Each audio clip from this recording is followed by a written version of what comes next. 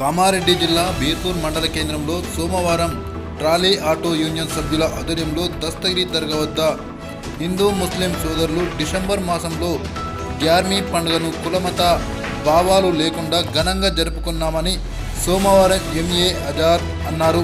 ప్రతి ఏడాది దస్తగిరి వద్దకు నూతనంగా కొనుగోలు చేసిన బట్ట అయిన జిలాఫ్ పూల చాదర్ భక్త శ్రద్ధలతో కప్పడం జరుగుతుందని ఆయన అన్నారు. ఈ పండుగ చేయడం వలన భక్తులకు ఆరోగ్యాలు సిరి సంపదలు అందజేయడం జరుగుతుందని పేర్కొన్నారు. దీనితో పాటు దస్తగిరి స్వాములకు నైవేద్యము సమర్పించి మేకను వధించి చిన్నలకు పెద్దలకు స్నేహితులకు బంధువులకు ఆహారాన్ని అందజేస్తాం అని అన్నారు.